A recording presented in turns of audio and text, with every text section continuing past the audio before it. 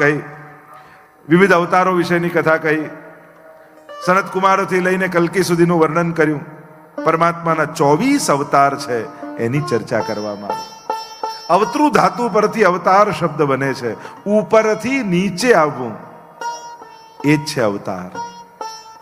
સંભવામી યુગે યુગે કહીને પરમાત્માએ ગીતાજીમાં પણ કહ્યું, હું મારા ભક્તો માટે આવું છું. 3 કારણથી ભગવાન ભૂતલ પર આવે છે. એમ ભાગવતે 3 કારણ બતાવ્યા.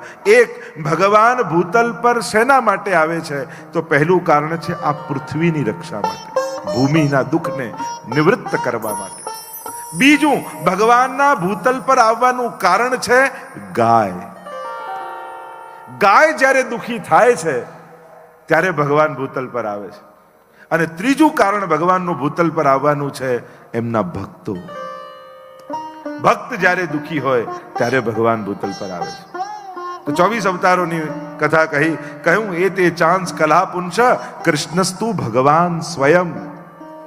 ભાગવત કહે છે જેટલા જેટલા અવતારો થયા છે, અંશાંશો 6 પ્રકારના અવતાર ગર્ગજીએ ગર્ગ સંહિતામાં બતાવ્યા કે ભગવાન 6 પ્રકારના અવતારો ધારણ કરે છે. અંશાંશ અવતાર, અંશા અવતાર, આવેશ અવતાર, કલા અવતાર, પૂર્ણ અવતાર અને પરિપૂર્ણ અવતાર. આ 6 પ્રકારના ભગવદ અવતારો થાય છે. અને એટલે જ આપણે ત્યાં દરેકની એક વિશિષ્ટ મહત્તા બતાવી છે. દેવતા, અવતાર અને પરમાત્મા, આ ત્રણેયની વિભિન્ન કક્ષાઓ છે. આપણે એમ કહીએ ને, ગમે તેને ભજો જવાનું તો એક જ ઠેકાણે છે ને, આ બિલકુલ અશાસ્ત્રોક્ત વાત છે. ગીતાજીમાં ભગવાન એમ કહે છે, જેને ભજો છો એને પામો છો. દરેકના વિશિષ્ટ ધામ છે, દરેકના વિશિષ્ટ સ્થાન છે. આપણે શાસ્ત્ર વાંચતા નથી એટલે આપણને એમ લાગે જે કરો બધું ચાલે. ના, દરેક ક્રિયાનું એક વિશિષ્ટ ફળ હોય છે. દરેક આરાધનાનું એક વિશિષ્ટ ફળ હોય છે. દરેક ઈષ્ટ એક વિશિષ્ટ પ્રકારનું ધામ આપતા હોય છે.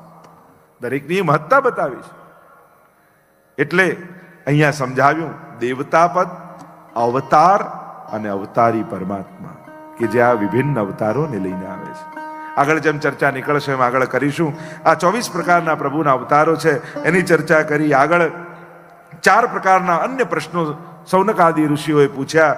ભાગવત સંબંધી, ભાગવતના કર્તા સંબંધી, ભાગવતના વક્તા સંબંધી અને ભાગવતના શ્રોતા સંબંધી. આ 4 પ્રકારના પ્રશ્નો કર્યા. ભાગવતના કર્તા સંબંધી પ્રશ્ન કર્યો અને અહીંયા સૂતજીએ વ્યાસજીના પ્રાગટ્યની કથા કહી.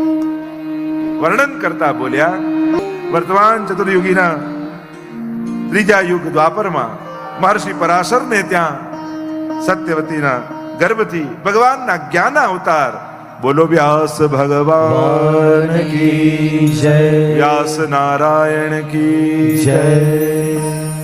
પરાશરને ત્યાં ભગવાનના જ્ઞાન અવતાર એવા વ્યાસજીનું પ્રાગટ્ય થયું. જો આ પરાશર સંધ્યાકાળનો સમય હતો, યમુનાજીનો તટ હતો, ન કરવાનું કૃત્ય થયું. સત્યવતી મત્સ્યગંધા નામની કન્યા સાથે સંબંધ બંધાયો. ખરેખર તો અસુર પેદા થવો જોઈએ, પણ યમુનાજીનો તટ હતો ને એટલે મહાપ્રભુજી કહે ભગવાનના જ્ઞાન અવતાર એવા વ્યાસજી પ્રગટ થયા. જો યમનાષ્ટકમાં તમે બોલો છો ને, અનંત ગુણ ભૂષિતે શિવ વિરંચિતે વસ્તુતે ઘના ઘન નિધે સદા ધ્રુવ પરાશર ધ્રુવ પરાશર અભિષ્ટ દે. ધ્રુવજી અને પરાશરને અભિષ્ટ ફળ આપનારા શ્રી યમુનાજી છે. નહીં તો ન કરવાનું કૃત્ય થયું તો કોઈ અસુર જન્મ લેવો જોઈએ. વ્યાસજીનું પ્રાગટ્ય યમુનાજીનો કાંઠો હતો એટલે યમુનાજીએ કૃપા કરી અને વ્યાસજી જેવું ફળ આપ્યું. યમુનાજીની વચ્ચે દ્વીપ હતો, બેટ હતો, એમાં જન્મ થયો એટલે એમનું નામ પડ્યું દ્વૈપાયન. શ્યામ રંગના હતા એટલે કૃષ્ણ દ્વૈપાયન કહેવાયા. બોર ખાઈને રહેતા એટલે બાદરાયણ કહેવાયા. વેદોના વિસ્તાર કર્યા એટલે વ્યાસ થઈ ગયા, વ્યાસ બન્યા. વ્યાસજીનું પ્રાગટ્ય થયું. 17 પુરાણોની રચના કરી, વેદોના વિસ્તાર કર્યા, મહાભારત જેવો જયગ્રંથ લખ્યો. 1,00,000 શ્લોક, પણ હજુ મનમાં સંતોષ નથી. ખિન્ન મનથી સરસ્વતીના નદીના તટ ઉપર વિરાજમાન છે. મનમાં આનંદ કેમ નથી? આટલા ગ્રંથો રચ્યા છતાંય પ્રસન્નતા કેમ નથી? જેના માટે જન્મ લીધો હોય એ કાર્યમાં જોડાઓ ને ત્યારે જ મનને સંતોષ આવતો હોય છે. બાકી દુનિયાભરની સફળતાઓ મળી જાય, પણ આ જીવન અને જન્મ જેના માટે મળ્યો છે એ કાર્યમાં ન લાગો તો આત્મસંતોષ ન મળે. મનમાં થયું કે હજી પ્રસન્નતા કેમ ચિત્તમાં નથી, અને એટલામાં દૂરથી અવાજ સંભળાયો, શ્રીમન નારાયણ નારાયણ નારાયણ, શ્રીમન નારાયણ નારાયણ નારાયણ. દોડતા દ્વાર પર ગયા. અરે મારા દ્વારે નારદજી જેવા મહાત્મા પધારી રહ્યા, દેવર્ષિ છે. આપણા ઘરે પણ કોઈ વૈષ્ણવ આવે, મહાપુરુષ આવે, સંતો આચાર્યો મહાત્માઓ આવે તો હૃદયમાં કેવો આનંદ આવે, કેવી પ્રસન્નતા વ્યાપી જાય. અરે મારા આંગણે આવા ભગવદીય જનો આવ્યા. આયે મેરે નંદ નંદન કે પ્યારે, માલા તિલક મનોહર બાનો, ત્રિભુવન કે ઉજ્યારે. પરમાનંદાસજીના ઘરે જ્યારે સુરદાસ, કુંભનદાસ આ બધા ભગવદીય જનો આવ્યા, એમને જોઈને કેવા પ્રસન્ન થઈ ગયા. 4 મિલે 64 ખिले, 20 રહે કર જોડ, और हरिजन सो हरिजन मिले तो नाचे 7 करोड़. रुआड़ा रुआड़ा रोमांचित થઈ જાય. નારદજી પધારે. જો આ સિરિયલો ને પિક્ચરો જોઈને આપણે નારદજીના હાસ્યનું પાત્ર બનાવી દીધું. નારદજી તો ભગવાનના અવતાર છે. દરેક શાસ્ત્રો ને પુરાણોના કેન્દ્રમાં ક્યાંક ને ક્યાંક નારદજી રહ્યા છે. ભક્તિ માર્ગના આચાર્ય છે નારદજી. ક્યારે પણ કોઈ ધર્મવાળા પોતાના ધર્મ ગ્રંથોમાં રહેલા પાત્રોના મજાક નથી કરતા.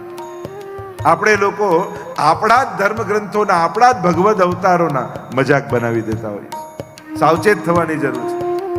અરે બીજા ધર્મનું તો કાર્ટૂન બનાવો તોય ક્યાં કેટલું બધું સળગાવી દે, અને આપણે જ આપણા દેવતાઓને ભગવાનની કેવી મજાકો કરતા હોઈએ છીએ. ચેતવાની જરૂર છે. જેને ઈષ્ટ, જેને આરાધ્ય, જેને પોતાનું સર્વસ્વ માનો છો, એની મજાક સંભળાય નહીં, કરાય નહીં. ઘણી વાર ગણપતિ ઉત્સવ હોય તો એમને ડોક્ટર બનાવી દે, કોઈ સાયન્ટિસ્ટ બનાવી દે, કોઈ ક્રિકેટર બનાવી દે. કોઈ પોતાના દેવતાઓની આવી મજાક કરે? એ દેવ છે, પ્રથમ દેવ છે. એના માટે આદર જાગે, એવો ભાવ હોય, રિસ્પેક્ટ હોય. એમની ડિગ્નિટી ડાઉન કરવો એ ઠીક નથી. કોઈ પણ દેવી દેવતાને બધા વંદનીય છે, આદરણીય છે. અને ભગવાન કૃષ્ણ માટે તો આપણે જે દુરુપયોગ કરીએ છીએ એમના નામનો. આપણા ઘરમાં સૌથી બગડેલો છોકરો કે આ મારો કનૈયો છે. હવે ક્યાં તારો કનૈયો ને ક્યાં કૃષ્ણ? તું સંસ્કાર ના આપી શકે અને કનૈયો ક્યાં બનાવે છે? તમે તમારા ભગવાનને આ સ્તરે જુઓ છો કે જે કાંઈ કામનો નથી, રખડતો હોય ને એકદમ ફરતો રહેતો હોય, અને તમે કનૈયો કહેશો? ચિંતન કરજો. ઘણી વાર એ ઘરમાં કાંઈ ન કરતો, આમનું કામ તો અમારે નરસિંહ મહેતા. ક્યાં નરસિંહ મહેતા, ક્યાં તારો આ નવરો વ્યક્તિ? તમે કોની જોડે સરખામણી કરો છો એનું તો ક્યારેક ચિંતન કરો. તમારા આજ આરાધ્યો, તમારા જ ઈષ્ટોને તમે કેવી સમાનતા કરીને એમની મહત્તા યા એમની ડિગ્નિટીને કેવી ડાઉન કરો છો? ચિંતન કરજો, વિચાર કરજો. કોઈ ધર્મવાળા ક્યારે પોતાના દેવી દેવતા કે ભગવાન માટે આવા શબ્દો અને આવા પ્રયોગો કરતા નથી. એટલે ચિંતન કરવું જોઈએ સમાજે. મનમાં આદર અને રિસ્પેક્ટનો ભાવ હોવો નિતાંત આવશ્યક છે. નારદજીને એવું હાસ્યનું પાત્ર, બધાને એમાં કોઈ ઝઘડા કરાવતું ને આ અમારા નારદ વેડા કરે છે. પણ નારદજી એના માટે છે, ભક્તિ માર્ગના આચાર્ય છે. નારમ જ્ઞાનમ દદાતિ ઇતિ નારદમ, નારમ અજ્ઞાનમ ખંડયતિ ઇતિ નારદ. અનેક અનેક અર્થો નારદ શબ્દના કર્યા. જે જ્ઞાનનું દાન કરે નારદ છે, જે અજ્ઞાનનું ખંડન કરે એ નારદ છે.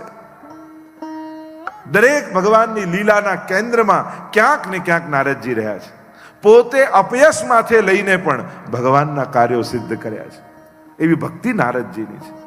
એટલે ક્યારે પણ હસી મજાકમાં પણ ભગવાન વિશે નબળું બોલવું નહીં.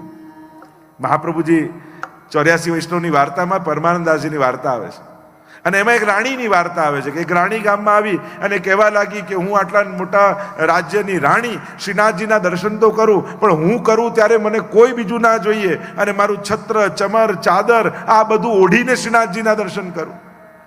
મહાપ્રભુજી તો પરમ દયાળ છે, ઠીક છે આપ કરી લો, આદર આપ્યો. પણ આ શ્રીનાથજી બાબા કોઈનું ચલાવી લે? બહાર એટલી ભીડ ઊભી છે અને અંદર સાંકળ બંધ ને એકલા દર્શન કરવા આવ્યા અને ઠાકોરજીએ બીજું રૂપ ધારણ કર્યું ને સાંકળ ખોલી દીધી. એવી ભીડ ઉમડી કે એકે કપડું ના રહ્યું. અને ત્યારે પરમાનંદદાસજી કીર્તન ગાતા હતા અને ગાતા ગાતા એમ કહ્યું, કોણ યહ ખેલવે કીવાની. પ્રભુ આ રીતે રમાય? ગિરધર લાલ કાહુ કી નહીં રાખત કાની. કોઈની તો શરમ રાખો પ્રભુ, આ રીતે રમાતું હશે. ત્યારે મહાપ્રભુજી આજ્ઞા કરી, એસો કભી નહીં કહેનો, ભલી યહ ખેલવે કીવાની. ઠાકોરજીની લીલામાં કોઈ દોષ હોતા નથી. આપણને ન સમજાય યા આપણને મોડું સમજાય એ જુદી વાત છે, પણ ભગવાનની લીલામાં કોઈ દોષ નથી. અને જીવે ક્યારે પણ ઈશ્વરની લીલામાં દોષ દર્શન કરવું નહીં. ગ્રંથ ન સમજાય તો ગ્રંથનો વાંક નથી, આપણો વાંક છે. આપણે ગ્રંથ આ તો કેટલું અઘરું, આપણા તો કામ એમ કહીને ગ્રંથનો વાંક કાઢીને મૂકી દઈએ. અરે આપણે ભણવાનું છે, આપણે જાણવાનું છે, પ્રયાસ આપણે કરવાનો છે. પ્રભુની લીલામાં દોષ દર્શન નથી. અહીંયા જે ચર્ચા કરી રહ્યા છે, નારદજી પધાર્યા છે, ખિન્ન મનથી બેસેલા વ્યાસજીને જોયા, કહ્યું કે ઉદાસ કેમ છો? વ્યાસજી કહેવા લાગે, આટલા ગ્રંથોની રચના કરી પણ હજી ચિત્તમાં પ્રસન્નતા નથી. નારદજી કહેવા લાગ્યા, એનું કારણ એક જ છે, આપે ધર્મનું તો વિસ્તારથી આટલા ગ્રંથોમાં વર્ણન કર્યું, પણ ધર્મીનો વિમલ યશ નથી ગાયો. જેમાં વિશુદ્ધ ભક્તિનું વર્ણન હોય એવી ભાગવતની રચના કરો વ્યાસજી. આપના તો હૃદયમાં જ બિરાજે છે. સ્કંદ અને પદ્મ પુરાણ આ બંનેમાં આપે જ તો મહાત્મ્યનું દર્શન કરાવ્યું છે જગતને, અને આપ જ વિસ્મૃત કરી ગયા. જ્યાં સુધી ભાગવતની રચના નહીં કરો ત્યાં સુધી મનમાં પ્રસન્નતા નહીં પ્રગટે. બહુ સુંદર રીતે નારદજી સમજાવે છે કે જ્યાં ગમે તેટલી અલંકારિત વાણી હોય, સુંદર કંઠ હોય, સારા શબ્દોના પ્રયોગ કર્યા હોય, પણ જો ભગવાનનો વિમલ યશ એમાં ન હોય તો તદ વાયસમ તીર્થ, એ તો કાગડાના તીર્થ સમાન છે. પરમહંસોને એમાં આનંદ નથી આવતો. અને એનાથી ઉલટું કદાચ કર્કશ ગળું હોય, સારા શબ્દો ન આવડતા હોય, પણ વિશુદ્ધ ભક્તિ જો હૃદયમાં હોય ને તો ઠાકોરજી રાજી થાય છે. આપણે ત્યાં તાનસેનની વાર્તા આવે ને, તાનસેન ગુસાઈજીને કીર્તન સંગીત સંભળાવવા માટે આવ્યા અને એટલું સુંદર રાગ રાગીણીઓ ગાઈ, એટલે ગુસાઈજી ઇનામ માટે 500 સોનામોરનો થાળ મંગાવે.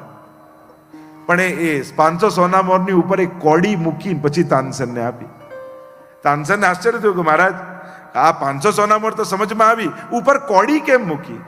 ત્યારે ગુસાઈજીએ કહ્યું કે તાનસેન, તમારું સંગીત સર્વોત્તમ છે અને એનું ઇનામ 500 સોનામોર છે, પણ એમાં ભગવાનના યશનું ગાન નથી, એટલે અમારા માટે તો કોડી બરાબર છે. કારણ કે રાગ ગમે તેટલો સુંદર હોય, પણ પ્રભુનો અનુરાગ ભળેલો ન હોય એમાં ભક્તોને આનંદ નથી આવતો.